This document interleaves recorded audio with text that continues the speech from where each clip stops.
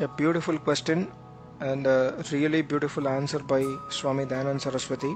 I am taking this from his book, The Pune Pravachans, which he delivered in the year 1875. The question is like this: why should we pray? God is omniscient and omnipotent. He knows well what is in our mind. Why has He created us as such that we commit sin? Why does He punish us when He has placed the tendency to do wrong in us? How we can call Him as a just person? Answer by Maharishi Dayananda Saraswati. Though our mother and father nurture us by making use of the objects created by God, yet they are doing so much good to us. We all agree that it is our utmost duty to remember this and be grateful to our parents. God has created this vast universe. We are all enjoying His bounteous blessings. Therefore, why should we not remember Him for His benevolence? We should always be grateful to Him. Secondly, the mind of that person is always pleased and is at peace when he is grateful to God. Thirdly, by surrendering oneself to God, the soul becomes pure. Fourthly, when we pray, we feel the guilt of our misdeeds and the tendency to do wrong gradually diminishes and disappears. Our devotion to God increases and we adhere to the truth.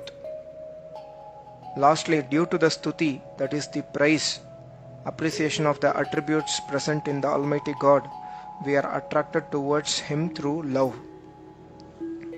Also, through upasana, that is communion with God, happiness springs forth in the Atma. There is no other means than these to eliminate sins from our life. The belief that paying a visit to a temple or Kashi or Rameswaram or by mere saying of a Toba, or to believe that some noble person like Jesus accepted our sins and was crucified to save us, etc., are all gross misunderstandings. By communion with God, that is by upasana, the intellects become sharp and the person is able to understand correctly about the perishable nature of all objects. And as a result, he is neither afflicted by sorrows nor by happiness that he gets from such things. Now it should be understood that God has given the souls, that is we, the freedom for actions. And it is due to this freedom that Jivatma, that is we people, commit sinful acts. If the souls had not been free, then they would be like a lifeless object, like a robot. God is omniscient, of course, and the souls are free entities.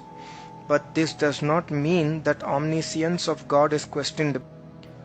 The omniscience of God and the freedom of actions of Jivatma, that is the souls, are two different issues. Try to understand. The mother knows very well that her child will get hurt if left unattended, but that does not mean that she should keep him tied to her all the times. Though she knows well about all the risk that is involved, yet she lets him free to play. This is a typical Bhautik example to understand about the freedom of actions enjoyed by the souls and the omniscience of God. God is free so far His omniscience is concerned, and the souls are free regarding their actions within the limit of power given to them by Almighty God.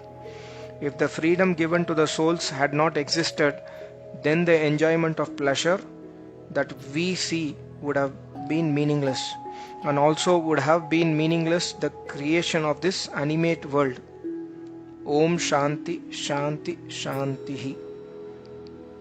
I hope you would have understood. I request you to again listen the wonderful answer given by Swami Dayananda Saraswati. I request you to subscribe my channel, forward to this information to as many people as possible. We should all get back to Vedas.